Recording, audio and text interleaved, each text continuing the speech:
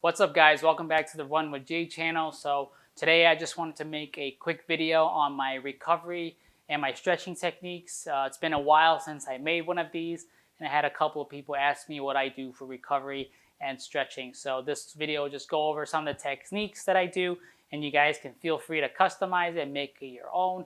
These are all things that I've learned from other people. So over the last couple of years I kind of mishmash a bunch of things together to make it work for me. So feel free to change it up.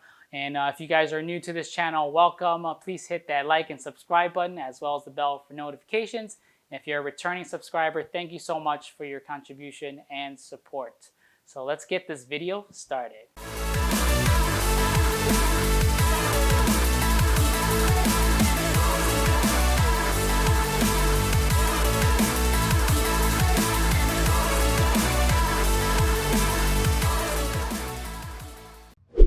So before we get started, I just want to talk about the different things that I use in terms of equipment. So for foam rolling, I have this tiny little foam roller that I use. It has vibration in it as well. I really like this because it has different grooves and it really gets into my muscle, for that really deep foam roll. So I like to use it. It's really small, and I found this on Amazon, so I put all of these links in the bottom. I do have a regular foam roller as well, which I use for just basic foam rolling. Also, I have a Theragun that I use, which for extra, recovery. I hit all of my muscles, like the main ones, like the calves, quads, glutes, and hamstring. Sometimes I just use this by itself, or I like to add it on top of my stretching and my foam rolling. So first we'll start out with the foam rolling. So for foam rolling, I like to just basically hit the four main important leg groups, which is the calves, quads, glutes, and the hamstrings. So I'll usually start with the calves, but you can start with anything. Just 30 seconds, basically each muscle group is fine.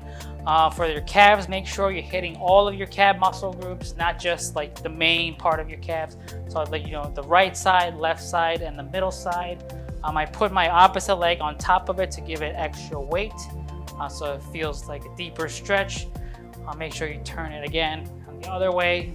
My calves are the biggest culprits that I like to stretch, and I always feel it immediately after a nice run when I'm foam rolling my calves. Again, do the opposite side, same thing. Make sure you get all sides of your calf, not just the main side in the middle. And if you do feel a sore spot, you can just put your rest on it and get that pain out of there, and then before you continue foam rolling. So for demonstration purposes, I'm going to try to just go through all of them very quickly, but you can spend as much time as you need on each of these muscle groups. So the next muscle group I'm going to work is my glutes. So it's fairly straightforward. You just put it under your butt, kind of get it on an angle, and just kind of go in circle motion to get all of your glutes in there. This usually feels really good, and I always like doing this a lot. And if you find a sore spot, just sit on it before you keep going, and then guaranteed it'll feel great afterwards. Again, I'm going to do the other side as well.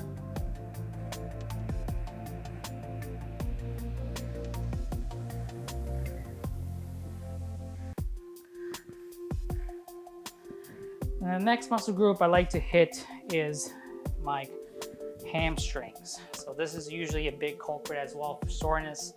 Basically just put it under my hamstring at sort of an angle and just roll back and forth. And similar to like the calves, you want to hit all angles of your hamstring, not just one direction. So I kind of turn it, my leg on an angle, or do it the middle, or turn it on the right side to get all sides of your hamstring.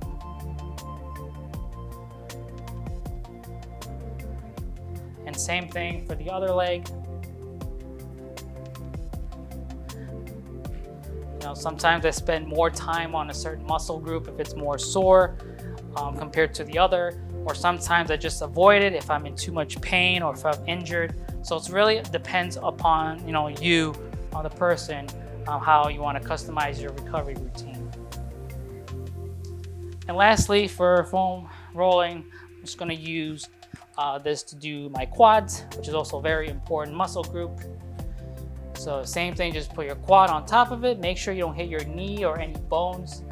Just roll back and forth, and again, get all direction of your quads, not just one side, to get that deep stretch.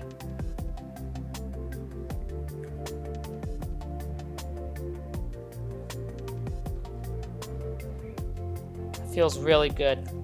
Again, on the other side.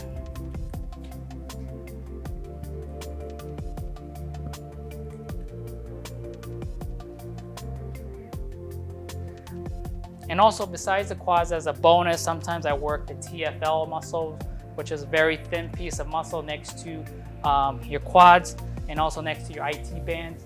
And this sometimes helps to alleviate some of the IT band pain that I have. So somewhere around here, and I kind of like to explore it with my foam roller until I find it. And then once I find it, I kind of just lay on it and then roll it just like any other muscle group. And that usually feels really good. And it's kind of like a trigger point, so you'll kind of feel it, you'll know when you hit it.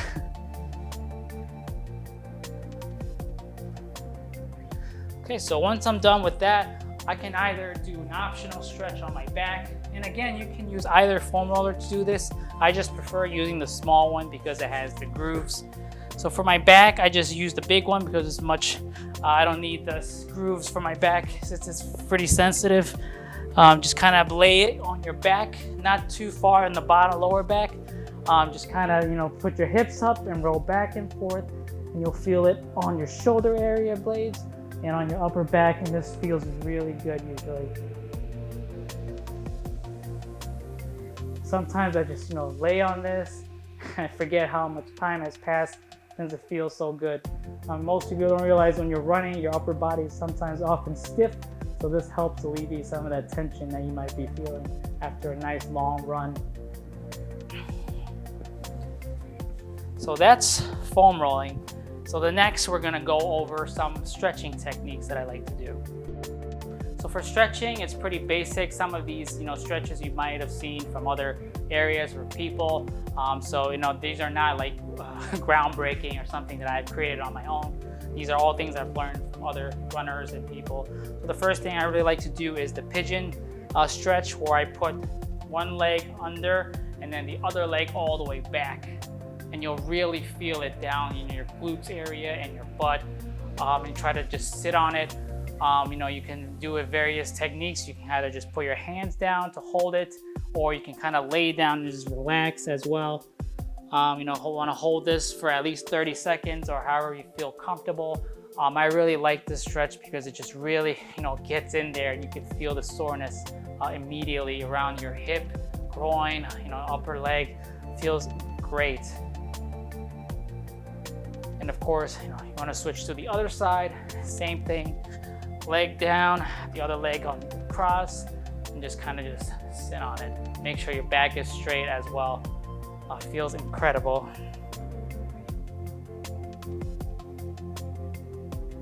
And you can modify it, either laying down on it, or even pull your head down and take a nap if you would like. So the next stretch that I like to do is also pretty popular, kind of like I forget what you call it, but you lay straight back down. You put the leg you want to stretch and use the opposite hand. You pull it over, and then with your body, you turn to the other side along with your hands, like a fold over stretch. And this stretches your back as well as your hip. Feels really good. And I usually crack my back by doing this, so it's an additional bonus. So this is also an amazing stretch that I like to do. Again, same thing on the other side. Take the leg you're working on, grab it with the opposite hand, pull it over, and then look the opposite way, and you'll feel that in your lower back as well as your butt, glutes, and hips.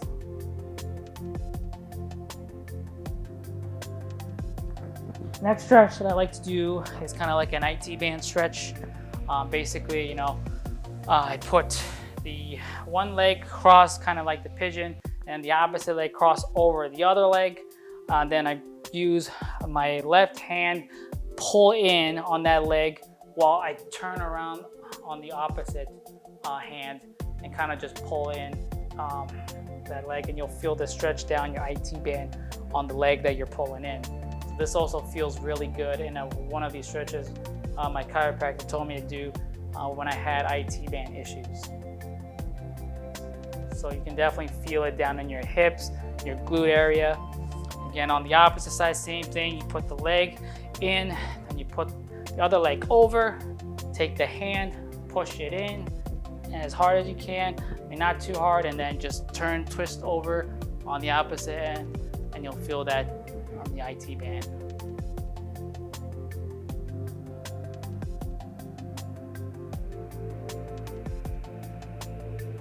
And the next stretch I want to do is for your lower back. So you kind of put your one leg in, and the other leg kind of trailing it. You put the left hand or the hand closest to your top leg just for support, and then you want to stretch as far as you can on the opposite hand, and you'll really feel it in your lower back as well as your hips and groin area.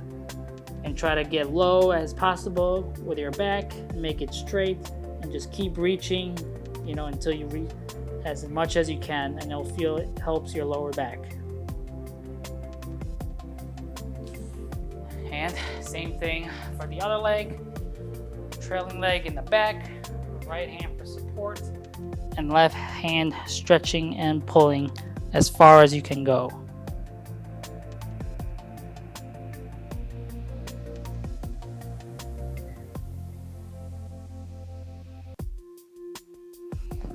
All right, so the next stretch we're gonna do is a baby pose, which is very popular amongst people. Basically, you just lay down flat on your back, lift your leg up, and then grab the bottom of your feet and just kind of stretch and pull on that hamstring, and you'll feel it immediately. It's a great stretch. Feels really good on your groin, hamstring area, and then you can make it more intense by putting more pressure down on your legs, or making your feet wider. So this is a nice stretch, and you can also roll around kind of like a baby. So this is a fun little stretch. And the next stretch you want to do that I like to do is, I guess, called a figure 4 stretch, where you work out your glute muscles. So same thing, you lay down flat on your back, you put your right leg up over your left leg's knee, and then you use your hand and grab that left leg, the back of the left leg, and lift it back. And you will feel that stretch in your opposite glute. So on my right side now, I'll feel that stretch. The stretch feels really good in that glute muscle. It also helps with IT band issues. If you're having tightness, sometimes the IT band is connected, and it's probably linked to your glute muscles being too tight. So this helps alleviate some of that stretch. Same thing on the other side, put your feet down, put your left leg over your right knee, and then pull back on your right leg, and then you'll feel that stretch on your left glute. And you can hold this for as long as you need, but we're just gonna hold it for about 30 seconds to feel a nice, good stretch. All right. And the last exercise or stretching we're gonna do is basically, a hamstring stretch with a band. And you can do this without a band, but it's just so much easier to be able to grab your feet with the band. So very simple, put your band over the bottom of your feet.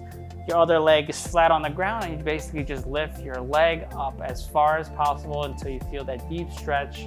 And you wanna make sure your leg is straight and it's not bent like this, or try to keep it straight and go back as far as possible to get, as much of that stretch, and you'll feel that, deep in your hamstring.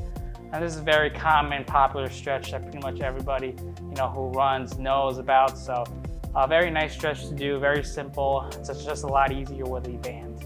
So same thing on the other side. Put your band over your left feet. If I can get it in there. And then other leg flat and left leg down. So, for some people like me, my one leg is more flexible than the other. So my left leg isn't as flexible, so I can't go as far back compared to my right leg for some strange reason. So, try to go back as far as you can. You don't want to put too much pressure or pain on your feet. as far back as you can keep your legs straight, basically. And this will feel really good. All right, so that's basically it, guys, for all of the stretching and foam rolling techniques that I do after a run. And again, like I said before, this all varies depending on how hard or how difficult my training was that day. So I really, decide how much I need to do based on my run. So I sometimes just do the foam rolling by itself, or sometimes do everything. And of course, I also have the Theragun option to get even more recovery for my muscle when I hit all of my main muscle groups again with this gun. So it's even just more options to help you recover and train better as well. So thank you guys for watching this video. I hope you enjoyed it. Let me know down below if you guys have any other questions, comments, and feedback regarding stretching or recovery. I know everybody's stretching technique is different, but I can't stress the importance of doing recovery and stretching after a workout or a run. Just makes your muscles so much more happier. For me, if I don't stretch, I'll be stiff pretty much the rest of the day. So hope you guys are all staying safe and your training's going well. And I'll talk to you guys on the next run.